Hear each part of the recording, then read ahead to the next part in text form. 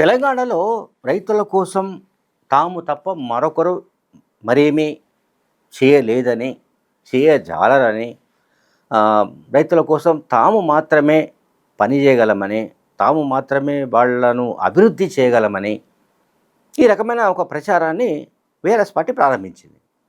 దీనికి కారణం ఏంటంటే స్థానిక సంస్థల ఎన్నికలు రాబోతున్నాయి. దీనికి సంబంధించిన షెడ్యూల్ కూడా విడుదలైంది. అండ్ ఎంపీటీసీ, జెడ్పీటీసీ, సర్పంచులు ఇవన్నీ కూడా గ్రామీణ ప్రాంతాల్లో జరిగే ఎన్నికలు. సో గ్రామీణ ప్రాంతాల్లో సహజంగానే మనది వ్యవసాయ రాష్ట్రం కనుక వ్యవసాయ రంగం పైన ఆధారపడ్డ వాళ్ళు, రైతులు, రైతు కూలీలు వీళ్ళంతా కూడా గ్రామీణ ప్రాంతాల్లోనే నివసిస్తుంటారు. అందువల్ల ఇప్పుడు రైతుల ఓట్లను ఎట్లా ట్యాప్ చేయాలి, అంటే రైతుల ఓట్లను రాబట్టాలనే ఒక స్కీమ్తో, ఒక వ్యూహరచనతో బీఆర్ఎస్ పార్టీ ఈ ప్రాపగండను మొదలుపెట్టినట్టుగా కనిపిస్తోంది. మేము రైతు బంధు అమలు చేశాము, మేము రైతు బీమా అమలు చేశాము, మేము రైతులకు అది చేశాము, మేము రైతులకు ఇది చేశాము, ఇవన్నీ చేయడం వల్ల రైతుల ఆత్మహత్యలు కూడా తగ్గిపోయాయని కూడా ఒక ప్రాపగండను మొదలుపెట్టడాన్ని మనం గమనించవచ్చు. అయితే ఇక్కడ మనం అర్థం చేసుకోవాల్సి ఏంటంటే రైతు బంధు అనే పథకం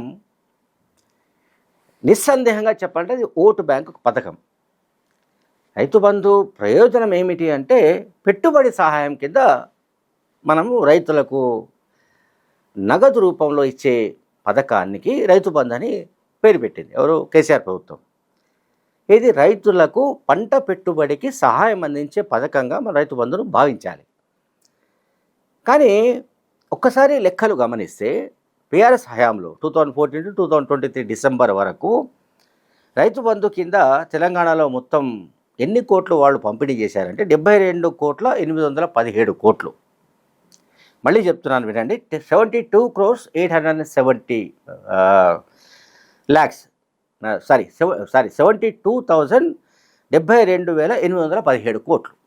ఓకే, ఇది రైతు బంధు కింద పంపిణీ చేసినట్టుగా వాళ్ళు ప్రచారం చేసుకున్నారు. అయితే దీంట్లో మొత్తం ఎంత అంటే 22,000 కోట్ల రూపాయలు స్కామ్ జరిగింది.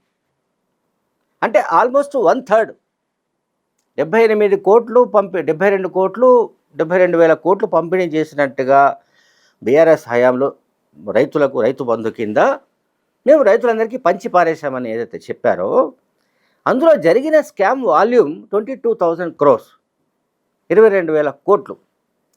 ఈ 22,000 కోట్లు ఎట్లా దుర్వినియోగమయ్యాయి, ఏ రకంగా ఇచ్చారు అని అంటే, ఒకటి సాగులో అసలు లేని భూములు, అంటే వ్యవసాయానికి అసలు పనికిరాని భూములు, గుట్టలు, లేఅవుట్లు, లేకపోతే నేషనల్ హైవేస్ కూడా దేన్ని వదిలిపెట్టలేదు. నేషనల్ హైవేస్ అండ్ గజ్వేల్ లాంటి ప్రాంతంలో అయితే మనకు తెలుసు, ఇది మన మంచిర్యాల, హైదరాబాద్ టు మంచిర్యాల ఏదైతే రోడ్డు ఉందో దాన్ని మనం రాజీవ్ రహదారి అంటున్నాం. రాజీవ్ రహదారికి కూడా రైతు బంధు కింద ఇచ్చేశారు. ఎవరైనా రాజీవ్ రహదారి పక్కనే ఏదో సర్వే నెంబర్తో క్లెయిమ్ చేస్తే దానికి కూడా భూమి ఇచ్చి పారేశారు. రాజీవ్ రహదారికి ఇచ్చారు, నేషనల్ హైవేస్కి ఇచ్చారు. నేషనల్ హైవేస్కి సంబంధించి చెప్పాల్సి వస్తే ఆమన్గల్ ఉంది. ఫర్ ఎగ్జాంపుల్ ఆమన్గల్ ప్రాంతంలో శ్రీశైలం రోడ్డు దగ్గర రోడ్లో క్రషర్ యూనిట్లకు ఇచ్చారు. క్రషర్ యూనిట్లకు అండ్ మైనింగ్ భూములకు, తర్వాత బీఆర్ఎస్ నాయకులకు సంబంధించిన బినామీలకు ముట్టాయి. ఈ డబ్బంతా ఎవరికి ముట్టింది? 22,000 కోట్లు. అంటే బీఆర్ఎస్ పార్టీకి సంబంధించిన నాయకుల బినామీలకు, వాళ్ళ బంధువులకు, వాళ్ళ అనుచరులకు, వాళ్లకు అందాయి ఈ డబ్బులు. రైతులకు కాదు. రైతులకు అందింది దాదాపు 50 కోట్లు అంది ఉండొచ్చు. కానీ రిమైనింగ్ పార్ట్ 22,000 కోట్లు కొట్టడం అంటే it is not a joke. అది ఒక్క స్కీమ్లో. మిగతా స్కీములు పక్కన పెట్టండి, అన్ని స్కీముల్లో స్కాములే. గొర్రెల పంపిణీలో స్కామ్ జరిగినట్టుగా వార్తలు వచ్చాయి. దాని మీద ఏసీబీ దర్యాప్తు జరిపింది, దాంట్లో ఈడీ కూడా ఎంటర్ అవుతోంది. అట్లాగే ఇంకా రకరకాల స్కీమ్, ఏ స్కీమ్ పెట్టినా, చేపల పంపిణీ, గొర్రెల పంపిణీ, ఇంకొక పంపిణీ, ఏది పెట్టినా అందులో స్కామ్, అందులో ప్రజాధనం దుర్వినియోగం, ప్రజాధనం పెద్ద ఎత్తున లూటీ. ఇది ఈ వివరాలన్నీ కూడా ముఖ్యమంత్రి రేవంత్ రెడ్డి అసెంబ్లీలో చెప్పారు. ఇవన్నీ కూడా చాలా సందర్భాల్లో చెప్పాడు ఆయన. హైదరాబాద్ చుట్టుపక్కల పరిసరాల్లో దాదాపు ఐ థింక్ ఒక 50-60 కిలోమీటర్ల రేడియస్లో ఆల్మోస్ట్ 70-80% ప్రాంతం అంటే భూములు అక్కడేమీ కల్టివేషన్ జరగట్లేదు, వ్యవసాయం చేయట్లేదు. చాలా చోట్ల రియల్ ఎస్టేట్ లేఅవుట్స్ మనకు కనిపిస్తుంటాయి. ఇతరత్రా కూడా అంటే వ్యవసాయేతర కార్యక్రమాలు జరుగుతున్న సంగతి మనందరికీ తెలుసు. ఇది అవుట్ ఆఫ్ 72 అంటే టోటల్ భూభాగంలో హైదరాబాద్ పరిసరాల్లో ఉన్న దాదాపు 50 కిలోమీటర్ల పరిధిలో 70-80% భూములన్నీ కూడా వ్యవసాయం చేయని భూములే. కానీ వాటన్నిటికీ రైతు బంధు వెళ్ళింది. చూడండి, రైతు బంధు కింద క్లెయిమ్ చేశారు, తీసుకున్నారు, అయిపోయింది. దాంట్లో ఎవరెవరికి ఎంత ముట్టింది, బీఆర్ఎస్ నాయకులు ఎవరెవరు అంటే ఎంతో ఒక ప్రణాళికబద్ధంగా జరిగింది.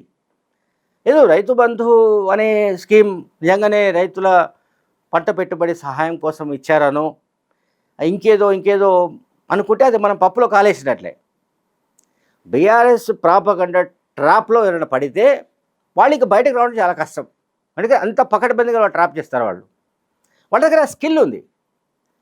బీఆర్ఎస్ పార్టీ దగ్గర ప్రాపగండా స్కిల్స్ ఏవైతే కనిపిస్తుంటాయో అవి కాంగ్రెస్ దగ్గర కానీ, బీజేపీ దగ్గర కానీ, కమ్యూనిస్టు పార్టీల దగ్గర కానీ ఎవరి దగ్గర లేవు. అటువంటి స్కిల్స్ వాళ్ళకే సొంతం. ఇప్పుడు చూడండి, ఎప్పుడైతే స్థానిక సంస్థల ఎన్నికల నగారా మోగిందో వెంటనే రైతులు గుర్తొచ్చారు.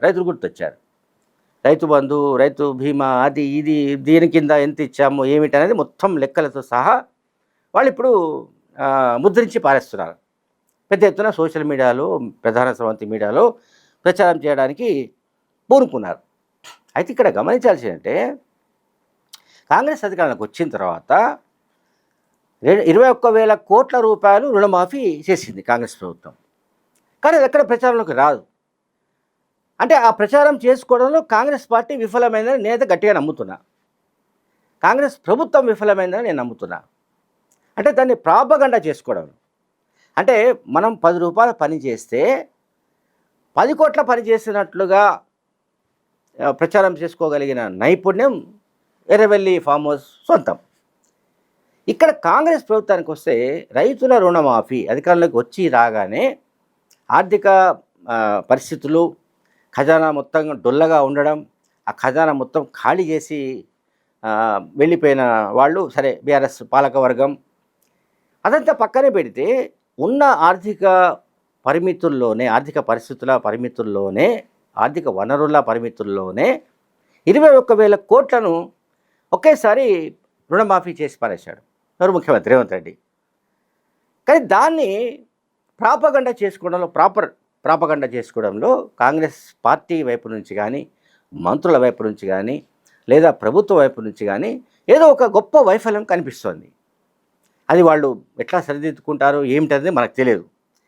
అండ్ నెక్స్ట్ రైతు భరోసా విషయానికి వస్తే గడిచిన జూన్లోనే, అంటే 3 నెలల కిందట గడిచిన జూన్లో 9 రోజుల్లోనే 9,000 కోట్ల రూపాయలు రైతు భరోసా కింద వాళ్ళు రైతుల ఖాతాలో జమ చేశారు. 9 రోజుల్లో 9,000 కోట్ల రూపాయలను రైతు భరోసా కింద రైతుల ఖాతాల్లో కాంగ్రెస్ ప్రభుత్వం జమ చేసింది. ముఖ్యమంత్రి రేవంత్ రెడ్డి ప్రభుత్వం జమ చేసింది. ఇది కూడా వాళ్ళు ప్రాపగండా చేసుకోలేకపోతున్నారు. ఒకటి రుణమాఫీ, రెండోది మన రైతు భరోసా, లేకపోతే మరొక పథకం భూమి లేని నిరుపేదలను గుర్తించి, అంటే భూమి లేని వ్యవసాయ కూలీలు, రైతు కూలీలు అండ్ ఎవరైతే జిఎస్ కింద ఆధారపడి ఉంటారో, గ్రామీణ ఉపాధి హామీ పథకం కింద ఆధారపడి ఉంటారు. అంటే సంవత్సరానికి 100 రోజుల పని గంటల గ్యారంటీ ఉంది, 100 రోజుల పని. సో అటువంటి నిరుపేదలను గుర్తించి సంవత్సరానికి ఒక్కొక్క కుటుంబానికి 12,000 రూపాయల చొప్పున పంపిణీ చేసే ఆ కార్యక్రమాన్ని కూడా అమలు చేస్తుంది కాంగ్రెస్ ప్రభుత్వం. చూడండి, ఇప్పుడు భూమి లేని నిరుపేదలకు సంవత్సరానికి 12,000 రూపాయలు ఇస్తోంది. అండ్ రైతు భరోసా కింద నేను చెప్పాను 9 రోజులు 9,000 కోట్లు. అండ్ ఈ రైతు బంధు కింద కూడా రైతు భరోసా కింద ఇచ్చింది చెప్పాను. అట్లాగే రుణమాఫీ 21,000 కోట్లను రేవంత్ ప్రభుత్వం చేసింది. తెలంగాణలోని 17 లక్షల మందికి పైగా రైతులకు మేలు కలిగే అనేక కార్యక్రమాల్ని రేవంత్ రెడ్డి ప్రభుత్వం అమలు చేస్తోంది. కానీ ఇక్కడ సమస్య అంతా ఏంటంటే బీఆర్ఎస్ పార్టీ ఏ స్థాయిలో తన ప్రాపగండా చేసుకుంటూ వస్తోందో, చాలా జాగ్రత్తగా ఒక ప్లానింగ్ ప్రకారం చేసుకుంటూ వస్తోందో, కాంగ్రెస్ వైఫల్యాలను ఎట్లా ప్రచారం చేసుకుంటూ వస్తోందో, కాంగ్రెస్ ప్రభుత్వం తాము చేసిన పనులు మరి ముఖ్యంగా రైతులకు సంబంధించి, ఎందుకంటే ఇది స్థానిక సంస్థల ఎన్నికలంటే ప్రధానంగా రైతులు మెయిన్ ఓటు బ్యాంక్ అయ్యే అవకాశం, ప్రధానమైన ఓటు బ్యాంకుగానే మనం పరిగణించాలి 100%. సో ప్రతి గ్రామంలో కూడా వ్యవసాయ రంగంపై ఆధారపడ్డ కుటుంబాలే 60-70% ఉంటాయి. అటువంటప్పుడు వాళ్లను ట్యాప్ చేయడానికి, అంటే వాళ్లను తమ వైపుకు హైజాక్ చేయడానికి సంబంధించిన ప్రయత్నాలు ఇప్పటికే బీఆర్ఎస్ ప్రారంభించింది. మరి కాంగ్రెస్ ప్రభుత్వం దానికి కౌంటర్గా ఏం చేస్తుందనేది చూడాల్సి ఉంది. Thank you very much.